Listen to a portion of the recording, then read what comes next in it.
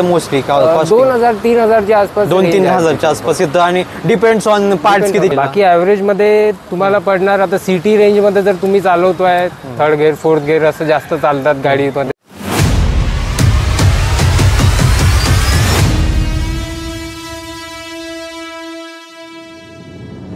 मित्रांनो, पुन्हा एकदा स्वागत आहे तुमचं आपल्या नवीन व्हिडिओमध्ये. ते दाखवणार आहे आपल्या मित्रांची R15 V3. म्हणजे आपण लास्ट टाइम एक व्हिडिओ बनवला होता पल्सर 200चा NSचा.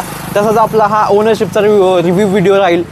युजर एक्सपिरियन्स जे असतं त्याचा व्हिडिओ आपण बनवतोय आज, आणि बऱ्याच दिवसानंतर व्हिडिओ टाकतोय मी. आणि हा थोडा वेगळा व्हिडिओ आहे, म्हणजे आपले व्लॉग्स असतात पण आपण सुरू करतो युजर एक्सपिरियन्स आणि रिव्ह्यू, ओनरशिप रिव्ह्यूचे व्हिडिओज. सो आपले म्हणजे वारजेमध्ये मी राहतोय आजकाल पुण्यामध्ये, आणि तिथे अनिकेत दादा त्यांची जी गाडी आहे R15 V3 2020चं वर्जन आहे. आणि कोणाला जर ही बाईक पाहिजे असेल किंवा 2020च्या बाईकचा रिव्ह्यू पाहिजे असेल तर ह्या व्हिडिओमध्ये तुम्ही बघू शकता. म्हणजे जे क्वेश्चन अँड आन्सर्स असतात जे तुम्ही शोधत असता व्हिडिओमध्ये, फॉर एक्झाम्पल प्राईस किती आहे, ॲव्हरेज किती आहे आणि सर्व्हिस कॉस्ट किती आहे, ते सगळं आपण त्यांना विचारू आणि या व्हिडिओमध्ये आपण ते शोधण्याचा प्रयत्न करू. ठीक आहे.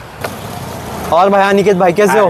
ठीक आहे सर. मस्त. मस्त. आणि गाडी कशी चालू आहे? गाडी बरी चालू आहे. आणि तुम्ही कधी घेतलेली गाडी सांगा जरा? माझी गाडी मी 2020 साली घेतली होती. 2020 साली घेतली होती. आणि तेव्हा प्राइस काय होती गाडीची? त्यावेळेस प्राइस होती 1,84,000 अप्रॉक्स. 1,84,000. मग हे ऑन रोड म्हणजे सगळं पूर्ण त्याच्यात तुम्हाला insurance with on road charges वगैरे सगळं कोणी 1,84,000. अच्छा. आणि तुम्ही घेतली कुठून गाडी? मी यवतमाळवरनं घेतली होती. मी स्थायिक यवतमाळचा आहे. यवतमाळचे. हा, तुम्ही यवतमाळचे. हा.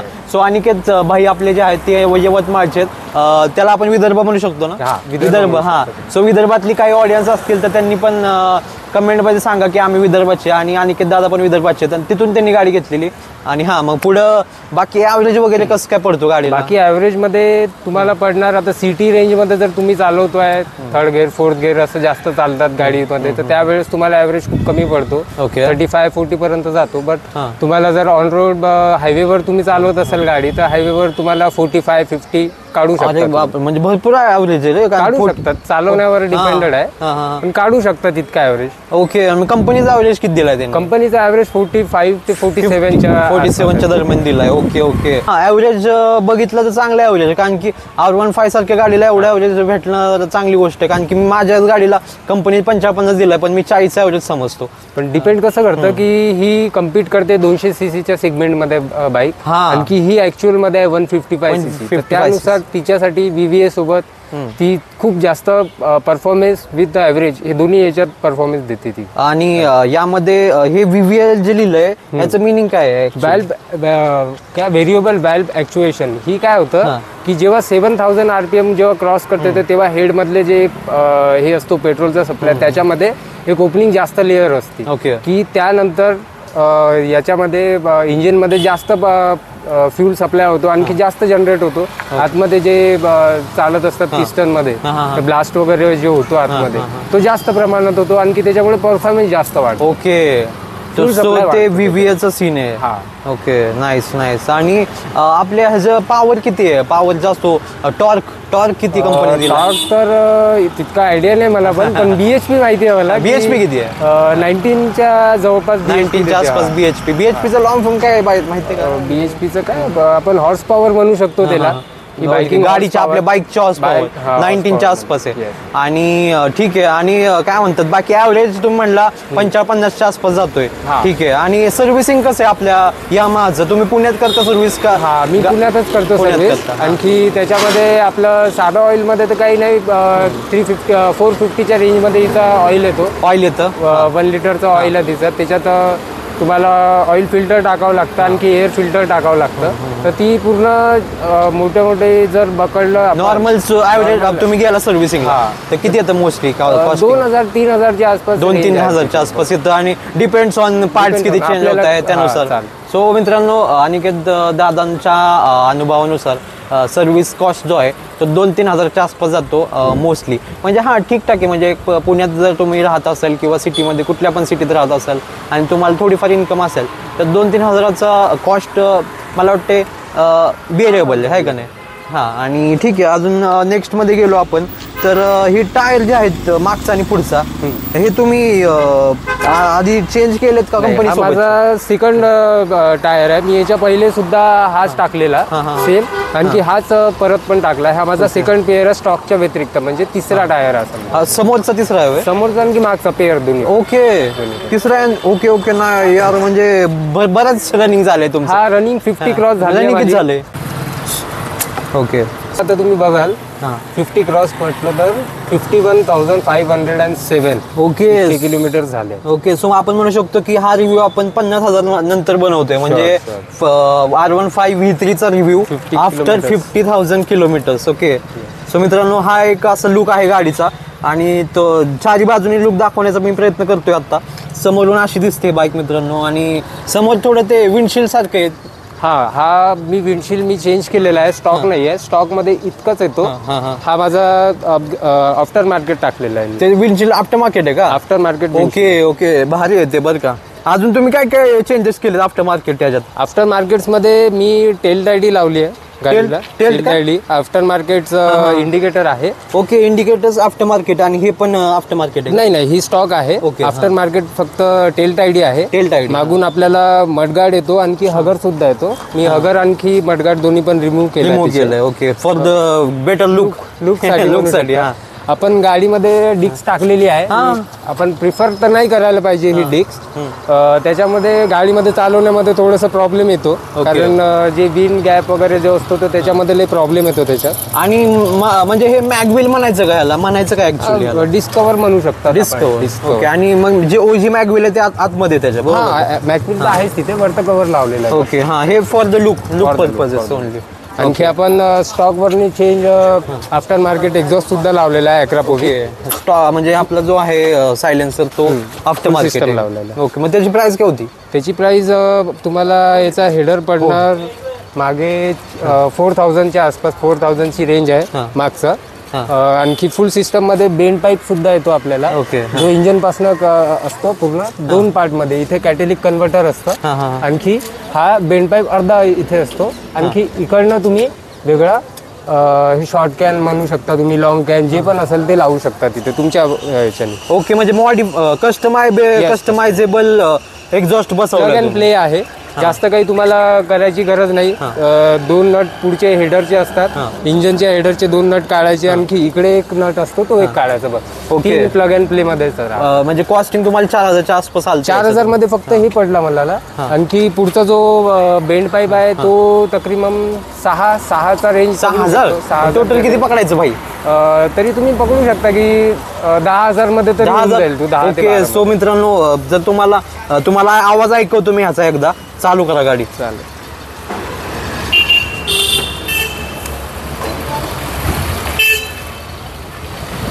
गिअर मध्ये नाहीये ना बघा? हा सध्या आयडियल वर आहे गाडी.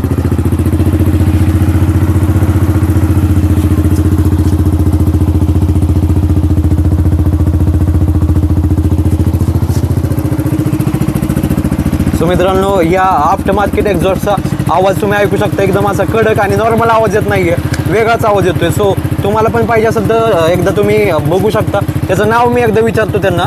गाडी बंद करा. याचं नाव काय म्हणता येईल? ॲक्रापोविक एक्झॉस्ट सिस्टम. ॲक्रापोविक. हा, इथे लिहिलंय पण मित्रांनो, तुम्ही बघू शकता. आणि तुमच्या मेकॅनिकला किंवा ह्यांना विचारू शकता की कुठून भेटेल आपल्याला ते, आणि कुठून भेटू शकतं ते. आपल्याला आता सध्या पुण्यात जर बघितलं तर नानापेठला भेटून जाईल. आणखी ऑनलाईन तुम्ही शॉप करू शकता, अमेझॉन वगैरे कुठे पण भेटेल. Okay okay, nice nice nice.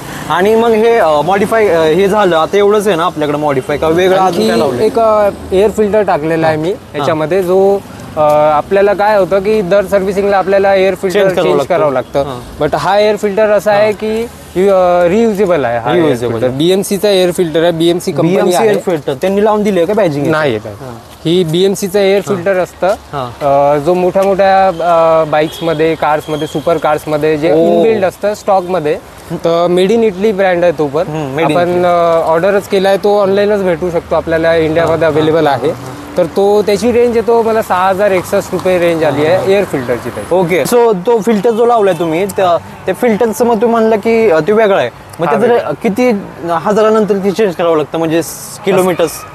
बघा आता तुम्ही जर नॉर्मल टाकायचं असेल तुम्हाला ऑइल एअर फिल्टर, तर आपल्या सर्व्हिसिंग जी रेंज असतो आपल्याला जी दिलेली असते 3000 किलोमीटर्स पर्यंत, तुम्ही त्या टाइमला दोन्ही पण चेंज करणार. एअर फिल्टर पण चेंज करणार, ऑइल फिल्टर पण चेंज करणार. पण हा असा एअर फिल्टर आहे जो रियुजेबल आहे.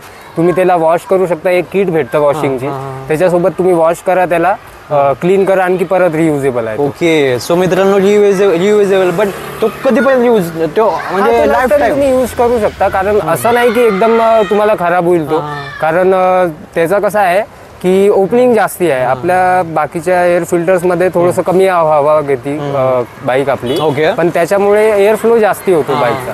आणखी तुम्ही असं मला तरी जितका रिव्ह्यू माहिती आहे त्याच्याबद्दल तर ती रियुजेबल आहे. तुम्ही वॉश करून परत रियूज म्हणजे नॉन स्टॉप, म्हणजे ते जोपर्यंत परफॉर्मन्स तुमचा लॅग होणार नाही. कारण मी पण इन्स्टॉल केलाय तर मला आता तरी मी 10,000 तर त्याच्यावरती चेंज करायची गरज पडली नाहीये आतापर्यंत. वॉश करून यूज करतात, वॉश करूनच यूज केला. ओके. नाईस. याचं टॉप स्पीड किती आहे? याचं टॉप स्पीड आता मीटर मध्ये तर 188 दिलेलं असतं, पण 188 तर आपली जात नाही. म्हणजे कंपनी दिलेलं 188 नाही, आपल्याला 188 म्हटलं तर असं जेव्हा चाबी आपण चालू करतो नाही, तुम्ही बघणार तर 155 cc ची बाईक आहे, 150. आणखी मी 157 158 या स्पीडवर चालवलेली आहे तिला. मोस्ट त्यात दिसतं का ते टॉप स्पीड? म्हणजे स्पीड याच्यावर तर नाही दिसू शकत, बट माझ्याजवळ कंटेंट आहे, व्हिडिओ आहे त्याचा जे मी चालवलेला. अच्छा मित्रांनो, सो तो व्हिडिओ आपण टाकूया त्यात तुमच्याकडून घेऊन, ठीक आहे. आणि ठीक आहे, 50,000 किलोमीटर रनिंग झाले. ओके. अजून काय काय दिसतंय या मीटर मध्ये? मीटर जो आहे त्याचं मीटरला म्हणायचं काय, कोणता डिस्प्ले? इन्स्ट्रुमेंटल क्लस्टर आहे आपला, डिजिटल आहे पूर्ण, डिजिटल डिस्प्ले. Digital display. हा गिअर इंडिकेटर आहे, याच्यामध्ये गिअर दाखवणार तुम्हाला. हा RPM मीटर आहे, RPM मीटर. हा आणखी हा स्पीडोमीटर आहे, किती किलोमीटरने तुम्ही चाललंय, कितीच्या स्पीड आहे, KMPH मध्ये दिसतो. ही गेज आहे, फ्यूल गेज. ही किलोमीटर दिसतात इथे, किती चालवले किती नाही. त्याच्यात आपल्याला सिलेक्शन आहे, बटन आहेत, 2 बटन आहेत. ठीक आहे. सिलेक्ट आणखी रिसेट. ओके. सिलेक्ट वर आपण एक परत ट्राय केलं तर ट्रिप 1 ट्रिप 1. आणखी इथे येते ट्रिप 2. ट्रिप 2 नंतर इथे टायमिंग दाखवते तुम्हाला 5:50 झालेले आहेत आता सायंकाळचे. इथे चालू याच्यामध्ये किती गाडी ऍव्हरेज घेते आहे याच्यामध्ये ती दाखवणार, लाईव्ह ऍव्हरेज आहे लाईव्ह मध्ये. आणखी त्याच्यासोबत ही तुम्हाला 100 किलोमीटर्सला किती ऍव्हरेज किती लिटर खात आहे ही दाखवणार तुम्हाला. दादा 1 किलोमीटर काय 100 किलोमीटर साठी 2.3 म्हणताय लिटर म्हणताय. आणखी करंट ऍव्हरेज माझे 36चा चालले, कारण मी सिटी राईड हायवे राईड दोन्ही पण करतो. आणखी माझी गाडी खूप याच्यातच चालते ट्रॅफिक मध्ये. ओके. सो मित्रांनो, तुम्ही बघू शकता करंट ऍड्रेस आपण लाईव्ह प्रूफ दाखवले 36 ऐवजी पुण्यात, म्हणजे सिटीमध्ये तुम्हाला. बाकी यामध्ये नवीन एक फीचर मला कळलं की ते गिअर इंडिकेटर आहे. म्हणजे ते सगळ्या गाड्यांना नसतं आजकाल, आता माझ्या गाडीला तर नाही आहे, पण काही गाड्यांना असतं. R15 ला आहे. सो हे एक प्लस पॉईंट आहे. गिअर म्हणजे आता तुम्ही सिटीमध्ये फिरताय तर ते गरजेचं असतं, कारण मध्ये आधी गाडी बंद पडते. सो गिअर इंडिकेटर असलं की त्याचा फायदा होतो. ठीक आहे. अजून काय काय बाकी डिस्प्ले मध्ये? बाकी परत डिस्प्ले मध्ये न्यूट्रलचा इंडिकेटर राहणार. आपली गाडीचं हीट लाल काय ते हीट सेन्सर आहे. हीट सेन्सर आहे. तुम्हाला गाडी जर जास्त हीट झाली तर तुम्हाला अशा प्रकारे ती इंडिकेटेड करणार कंटिन्यू ब्लिंक मध्ये रेड कलरचं. ओके. त्याच्या खालीच एक म्हणू शकतो आपण ऑरेंज कलरचा एक इंडिकेटर आहे, तो आपला सर्व्हिसिंगचा इंडिकेटर की फ्यूल काही जर इश्यू मध्ये बाईक मध्ये तर ते तुम्हाला इथे इंडिकेटर करणार. आणखी त्याच याच्यात परत इथे इंडिकेटर वाला इंडिकेटर असतो. लेफ्ट साइड जे दाखवायचं सिंगल दाखवतो, तुम्ही राईटलाही दाखवलं तरी एकच ब्लिंक करणार, लेफ्टलाही तरी. आणखी याच्यामध्ये आपल्याला हाय बीम लो बीम गाडी ऑन केल्यावर दिसेल मला वाटतं. आणखी हा ABS चा इंडिकेटर आहे. बरोबर. ड्युअल चॅनल ABS आहे. ड्युअल चॅनल ABS आहे. आणि आपला जो टँक आहे तो टँक किती लिटरचा? 11 लिटरचा टँक आहे. 11 लिटरचा टँक आहे याच्यामध्ये. ओके. सो मित्रांनो बघू शकता तुम्ही, हा टँक 11 लिटरचा आहे आणि बाकी परफॉर्मन्स वगैरे आपण त्यांनाच विचारतो परफॉर्मन्स कशी देते गाडी, काय म्हणता म्हणजे परफॉर्मन्स कशी आहे गाडीची? परफॉर्मन्स 155 सेगमेंटमध्ये तर टॉप नॉच गाडी आहे, हिच्या एवढा परफॉर्मन्स 155 सेगमेंटमध्ये कुठलीच बाईक नाही. 155 सेगमेंट आणि स्पीड तुम्ही सांगताय 155च्या आसपास जाते, म्हणजे ते तसं असतं का म्हणजे सीसी जेवढी आणि तेवढं स्पीड असं असतं का? असं कधीच नसतं. जनरेट करण्याची पॉवर असते इंजनची. ही VVA खूप जास्त पुश करतो हिला की त्या स्पीड लिमिटच्या जास्ती पुश करायला हवं बाईक आपल्याला. 156 157 वर लॉक आहे ही गाडी. ECU तिचा मॅप नाहीये तितका. ओके. जर आपण ECU मॅप केला, याचा रिमॅपिंग केली तर ती जास्ती पण जाते. आता माझा रेड लिमिटर येतो 11.5 RPM ला, 11.5-12 रेड येतं. बरोबर, रेड येतं, त्याच्या पुढे नाही जात. जर तुम्ही रिमॅपिंग केलं तर ते 12 RPM 13 RPM पर्यंत जाऊ शकतो. गाडीला 13 RPM दिलाय, 13,000 RPM दिलाय, 30,000 RPM दिलाय. Okay, nice. बाकी ह्याचं पोस्टर बद्दल सांगा, म्हणजे पोस्टर कसा आहे गाडीचा आणि जेव्हा आपण सिटीमध्ये तर ठीक आहे पण लॉंग ड्राईव्हला पोस्टरमध्ये काही त्रास होतो का? बघा आता जसं की आपण बघू शकता स्पोर्ट्स सेगमेंट गाडी आहे, अग्रेसिव्ह रायडिंग पोझिशन आहे खूप जास्त, खाली वाकून बसावं लागतं. पण त्याच्यात कसं आहे, डिपेंड करतं की आपल्या हाईटनुसार, की आपली जर हाईट असेल चांगली असेल, माझ्या इतकी जर हाईट असेल तर माझी किती 5'8" आसपास हाईट आहे माझी. माझ्या हाईटनुसार तर मला तर खूप कम्फर्टेबल आहे गाडी. फक्त मला सिटीमध्ये खूप जास्त त्रास होतो. हायवे राईडला आपण लॉंगला सिटीमध्ये खूप जास्त होतो, कारण तुम्हाला वारंवार ब्रेकिंग करावं लागतं, पूर्ण प्रेशर हातावर पंपवर येतो आपला, शोल्डर पण पेन करतात. तर मागे जर बॅकपॅक असेल तर आणखी जास्त त्रास होईल तुम्हाला. बॅकपॅक असेल तर सिंगल सीट साठी तुम्ही खूप सीटला ओके चांगली चालती. आणखी मी हिच्यावर भरपूर राईड अशा केल्या की मी 2 वेळ गोवा अपडाऊन केलाय. गोव्याला 2 वेळ गेलाय? 2 वेळ. पण मित्रांनो 2 वेळा गेलेत गोव्याला, मी अजून एकदा गेलो नाही. व्हिडिओला सबस्क्राईब करा, आपलं शेअर करा लवकरात लवकर, म्हणजे आपण पण गोव्याला जाऊ. हा, विदर्भाला गेला होता का तुम्ही? विदर्भ मी पहिले तिकडे राहायचो, आता माझी जॉब इथे आहे त्याच्यामुळे मी इकडे शिफ्ट झालेलो. कधी आलाय पुण्यात तुम्ही? मला तरी 3 वर्ष झाले. 3 वर्ष, 2 वर्ष तिकडे यूज केले, 3 वर्ष इकडे यूज केले. 2025 मध्ये बरोबर आपण 25. आणखी 2 वर्ष मी जेव्हा तिथे होतो तेव्हा जास्ती राईड झाल्या. इथे आल्यानंतर राईड्स कमी झाल्या, शॉर्ट राईड जास्ती झाल्या, लॉंग राईड कमी झाल्या. पुण्याच्या आसपास सिंहगडला वगैरे जाताय तुम्ही? सही आहे. हा, काय म्हणत होतो तुम्ही बद्दल काहीतरी सांगत होता ते एकदा सांगा. तर ॲट अ टाइम मी हिच्यावर एका टाइमला नॉन स्टॉप म्हटलं तर मी 250 किलोमीटर चालू शकलो आहे तिला. 80 kilometre per hour, 250 kilometre. Okay, total. फक्त वॉशरूम वगैरे पाणी प्यायचं असेल तितकंच. मग 250 किलोमीटर नंतर आपण रेस्ट घेतला, गाडीला फ्युलअप सुद्धा केलं, मग त्याच्यानंतर आपण पुढे पण जर्नी ट्राय. ओके. सो त्यांच्या म्हणजे अनिकेत दादांच्या रेकमेंडेशन नुसार 80 किलोमीटरवरती आपण ब्रेक घेऊ शकतो आणि नॉन स्टॉप 80 किलोमीटर चालू शकतो.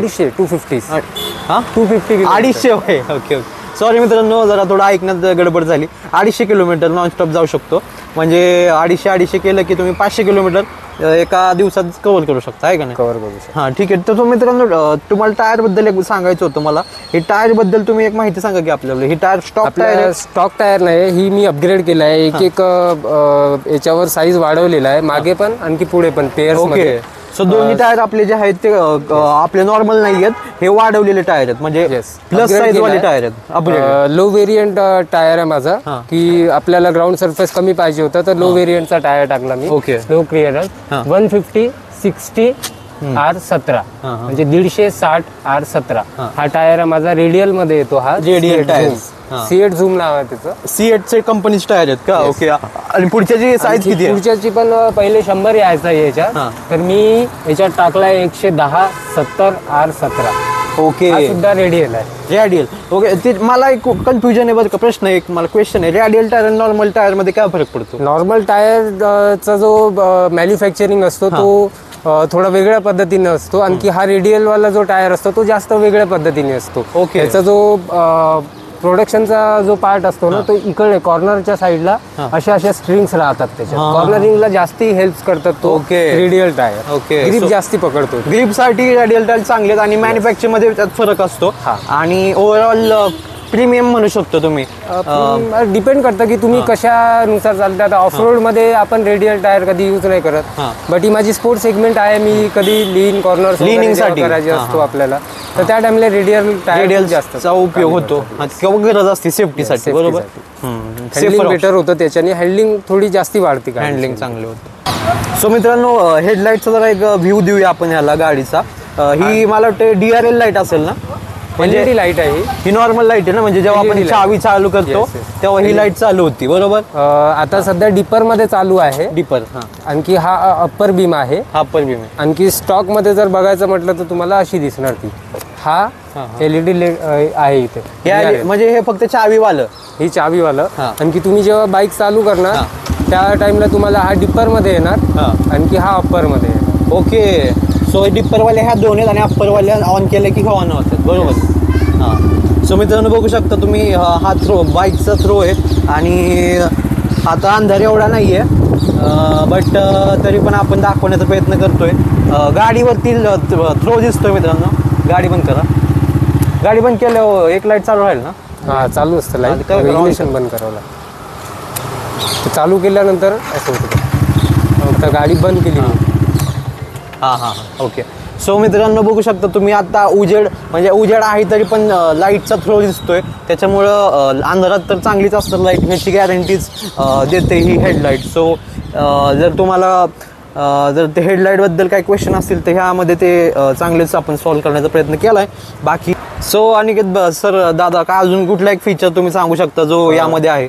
याच्यामध्ये आणखी तुम्हाला याच्यात क्लच मध्ये स्लीपर क्लच दिलेला आहे. स्लीपर क्लच, या क्लच मध्ये स्लीपर क्लच आहे. हा, तर तो ऍक्च्युअल मध्ये असा वर्क करतो की जेव्हा तुमची हाय स्पीडवर जेव्हा गाडी असता, हाय RPM वर गाडी आहे तुमची, तुम्ही खूप फास्ट चाललेले आहे, आणखी क्षणभरात तुम्ही 2-3 गेअर जेव्हा डाऊन करतात, तिसऱ्या गेअरवर आणली, सपोज तुमची गाडी आहे 110-120 वर 6व्या गेअरवर, आणखी तुम्ही लगेच त्याला स्पीड स्लो करून तिसऱ्या गेअरवर टाकली गाडी, आणखी तुमची स्पीड तर तितकीच आहे, RPM पण हाय होऊन जातो, तर त्या टाइमला काय होतं, गाडीचा व्हील लॉक होतो.